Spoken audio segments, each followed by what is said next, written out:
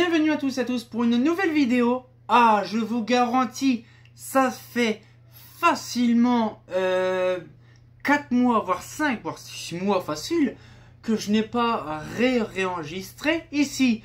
À part mes directs d'habitude, on a l'habitude.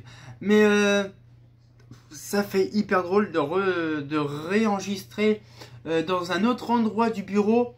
Alors que de base, le bureau, il était de l'autre côté et on filmait là où il y avait les étagères à Progilux. Ça date d'il y a un moment.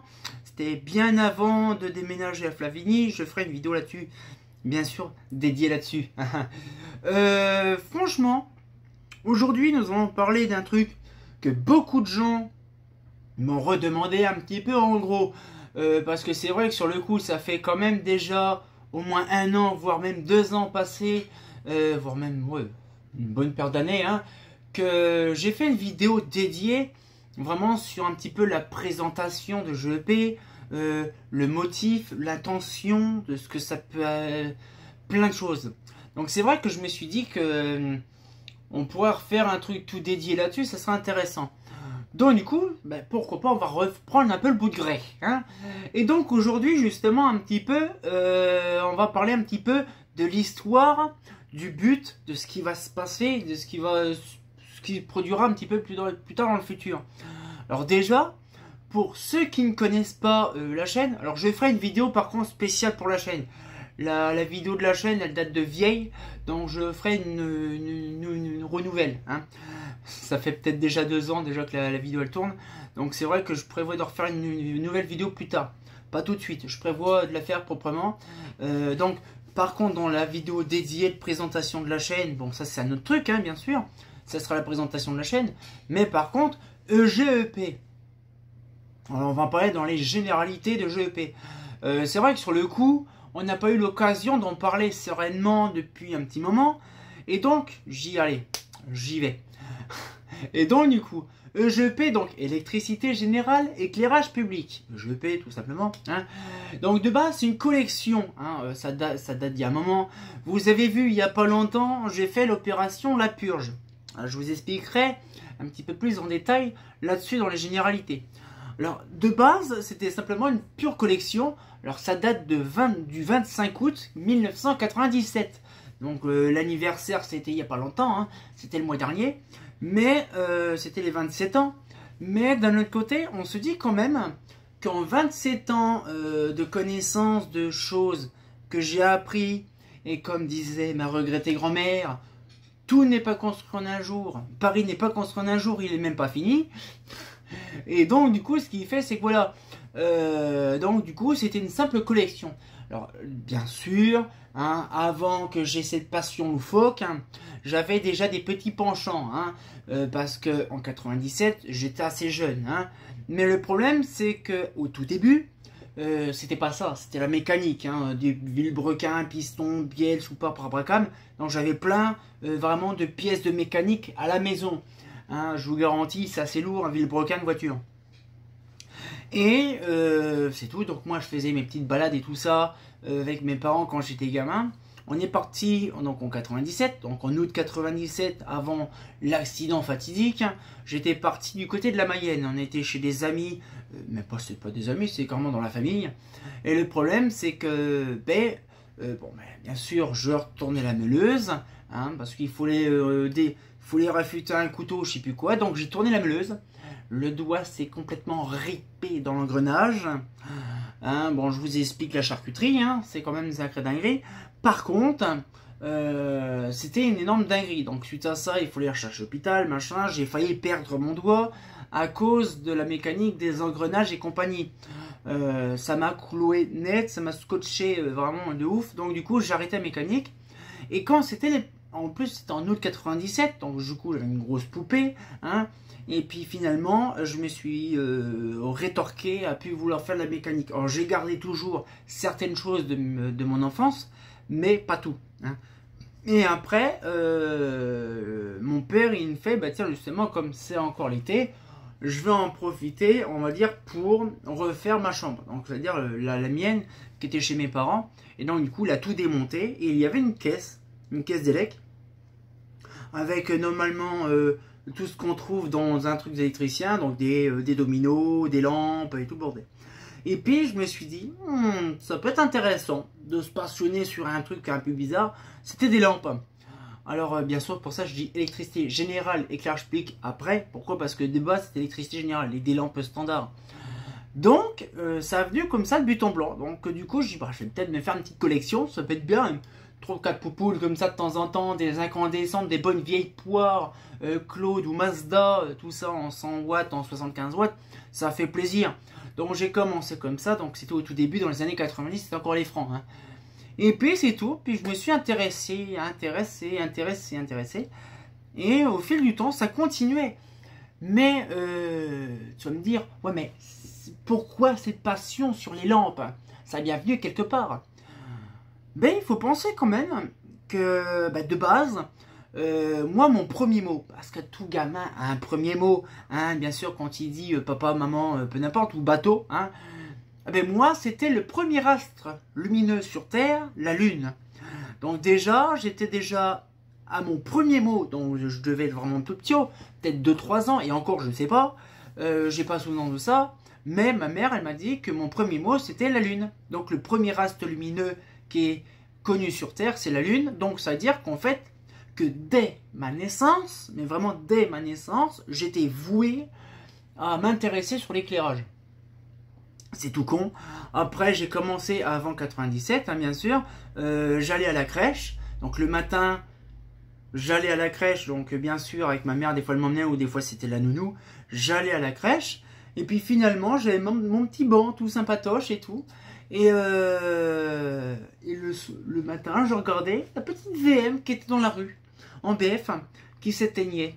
Et là, je me disais, ah, ça y est, la journée commence, on va bien bosser, on va rusher. Et puis le soir, ben, refais-le. Le soir, la lampe, elle s'allumait violet. C'était perturbant, hein. Quand on est gamin, on se demandait pourquoi que ça s'allumait violet, alors que ça s'allume blanc directement de base. Mais non, ça s'allumait violet. Et c'est vrai que je me rappelle, mon père, à l'époque, il me disait que c'était une ampoule à vapeur de mercure. Lui savait ça, mais je ne sais pas de où. Mais il me l'avait dit. Donc moi c'était une ampoule au mercure. Oui, parce que voilà, à l'époque je disais pas des lampes, hein, je disais des ampoules comme beaucoup de jeunes maintenant. Hein. Et je me suis tout de suite rétorqué plusieurs années, plusieurs décennies après, peut-être pas décennies après, mais bon plusieurs années, à dire lampe. Hein. L'ampoule, j'ai pas de lampe autour de moi. Bon, vous savez ce que c'est une lampe de base? Oui. On va prendre, vous savez quoi? Une petite SHP LED. Oui. Une SHP LED. Là. C'est du traditionnel. Là, ça. Ça, ceci, c'est une lampe. L'ampoule, c'est l'enveloppe en verre. Voilà, donc c'est pour ça que là, actuellement, on dit une lampe et non pas une ampoule. Hein. Par exemple, si on achète... c'est comme si on achetait une télé sans tube cathodique. Bon. Ou sans écran. Une télé sans écran, ça sert à rien. C'est une ampoule, c'est pareil. Si tu achètes l'ampoule, oui, c'est bien. Ça va rien éclairer, il n'y a rien dedans. Et donc, du coup, ce qui fait, c'est que voilà, donc j'ai appris au fil du temps à découvrir des choses. Je m'intéressais parce qu'à l'époque, dans les années 90, 90 pour les Belges, il y avait encore énormément de mercure. Il n'y avait pas d'iodure vraiment céramique ou tout ça. Il n'y avait pas de la LED, alors là, largement pas. Hein, et finalement, on se dit, j'ai vécu dans une bonne époque aussi, et finalement, il y avait des Carènes, il y avait des Orion, il y avait des EPA, il y avait des clips, ah non, pas encore, il y avait des cloches holophones, il y avait de la VM, de la Haro, il y avait de la LT dans ma ville, c'était génial. Mais j'ai appris à connaître toutes ces choses-là. Et le fameux jour, donc comme là justement, je m'impassionnais déjà pour l'éclairage en 97, 1 an, 2 ans après, ils ont refait la rue de chez mes parents et ils ont désinstallé donc des Mazda solaires 250 en BF125. Et finalement, elles s'étaient posées par terre comme dans la rue quand je les ai vues à l'époque dans les années 90. Ils ont désinstallé la VM2S, la VM2 en BF125 posée au sol à côté du PBA. Retourné, donc quand il avait flotté, tout avait pris la flotte, c'était bien génial. Ma mère n'a jamais voulu que je prenne la lanterne parce que c'était dégueulasse et machin.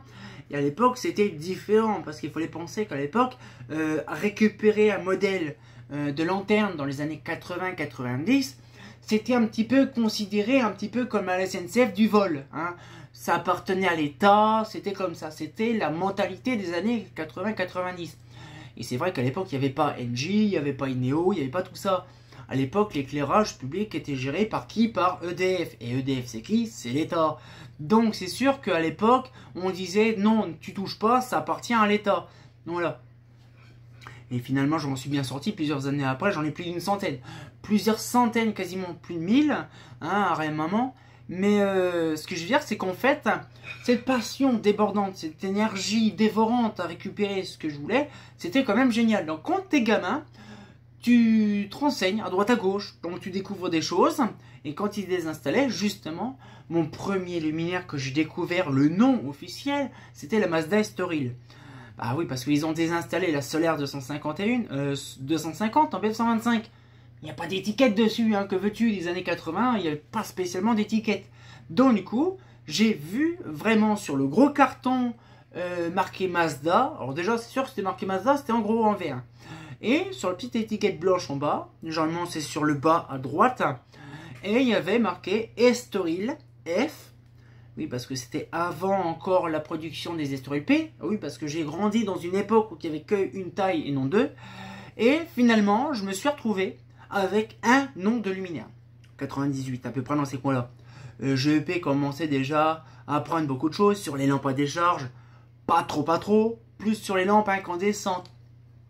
On avait des tubes fluo, des incandescentes, des poirettes, de toutes les couleurs, des machins. C'était génial. Donc j'avais à peu près 200 lampes à peu près dans les années 2000.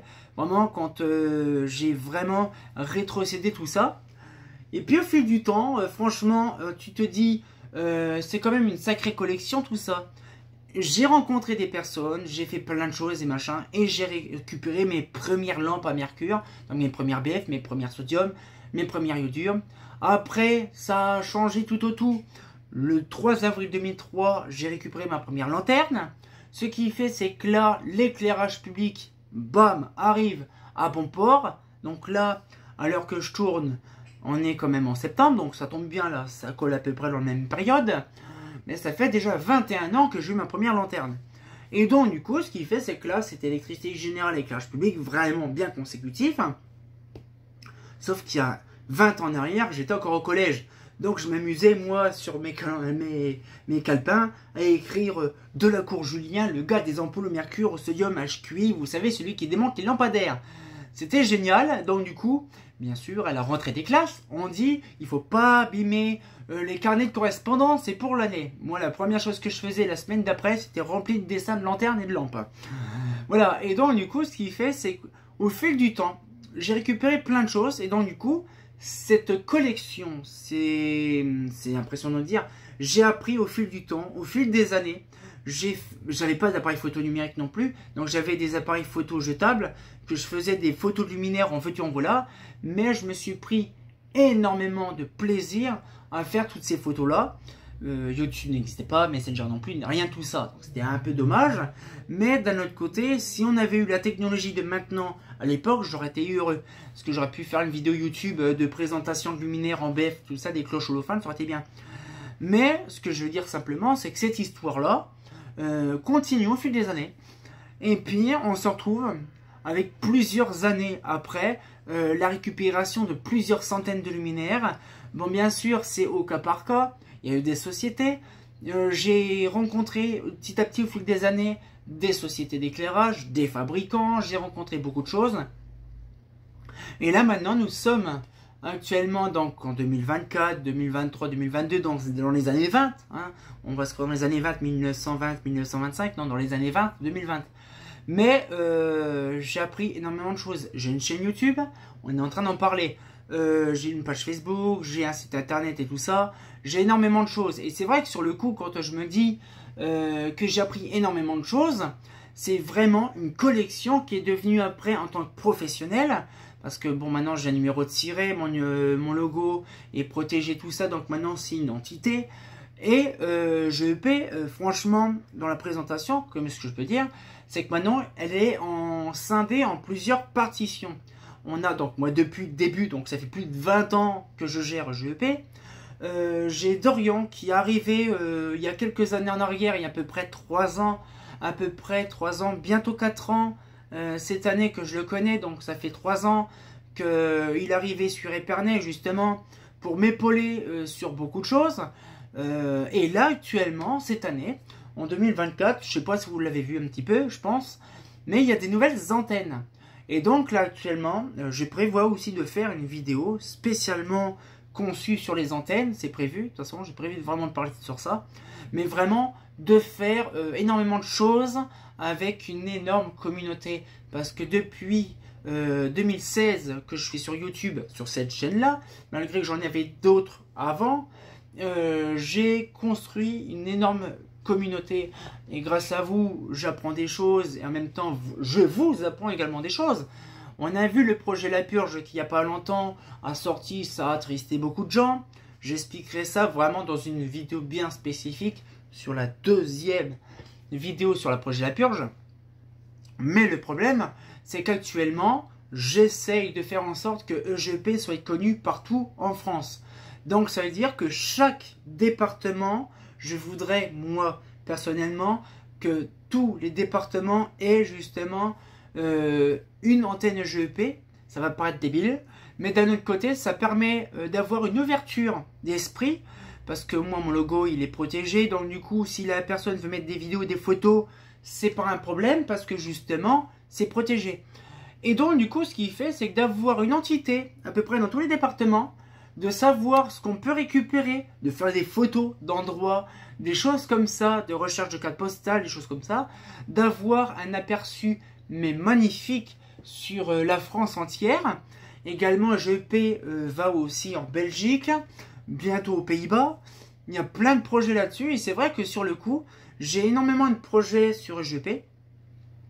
EGP continue de grandir, donc là actuellement il y a EGP dans le 65, dans le 38, dans le 95. Il y en a peut-être 2 voire 3 autres qui vont arriver, c'est prévu. Mais ce que je veux dire simplement, c'est que voilà, moi j'ai préféré de vous faire une vidéo là-dessus thématique. Alors bien sûr, c'est un petit peu plus étalé, un petit peu plus que prévu. J'ai vu que ça fait à peu près un peu moins de 20 minutes que je tourne. Mais d'un autre côté, j'ai voulu vraiment vous parler un petit peu la base. Et c'est vrai que de base, c'est bien de parler histoire de tout ça, mais il faut penser aussi que c'est une collection que j'avais récupérée depuis 20 ans, et là maintenant j'essaie de faire en sorte de faire un tri. L'opération La Purge, j'ai arrivé en début d'année, donc moi ça m'a permis de faire un énorme tri de tout ce qui me servait plus à rien, tout ce qui était triplette, quadruplette, octuplette. Hein, j'en ai fait la vidéo, donc vous aurez peut-être vu il n'y a pas longtemps, hein, sur la vingtaine d'Aro, vingtaine de VM, vingtaine d'AGS 400, qui servaient strictement à rien. Donc, tout ça, c'est parti à la benne, malheureusement, parce que tout le monde a déjà le produit en question. Donc, ça ne sert à rien d'avoir 150 euros. Si tout le monde en a, je vais en échanger contre quoi? Bah, rien, tout le monde en a. Donc, c'est compliqué. Donc, c'est pour ça que l'opération La Purge est arrivée à bon port. Tout, pas on va dire tout, mais la moitié, un peu moins de la moitié justement de la collection a été supprimée. Et là, je suis en train de remettre des nouvelles lanternes dans la collection, mais des nouvelles lanternes qu'on ne connaît pas, qui sont en simple unité, et ça évite d'en avoir 150 000 exemplaires différents. Mais là, c'est vraiment une collection bien propre, que je vais prévoir de refaire l'entièreté en fin d'année, ça sera intéressant, mais je vous retiendrai au courant par rapport à ça. Mais franchement, si vous avez des questions sur GEP un peu plus en détail, il n'y a pas de souci, je pourrais vous donner les infos. J'ai d'autres vidéos bien thématiques sur certains points que je veux vous donner, il n'y a pas de souci. Si vous voulez m'envoyer un message, vous pouvez m'envoyer un message dans la description, c'est pas un problème. Donc cette fois-ci, on sortit encore pour une nouvelle vidéo, et si vous avez des infos, il n'y a pas de souci. Vous pouvez me rejoindre sur Discord ou sur Messenger, je suis à votre écoute. Ça permet d'avoir le meilleur aperçu, parce qu'il y a aussi Messenger, j'ai oublié. Et donc on se retient encore pour une nouvelle vidéo, et comme de bien entendu, bah, ça va être intéressant pour le mois de septembre. Beaucoup de choses vont sortir pour les 4 prochains mois. Un fait pas faux.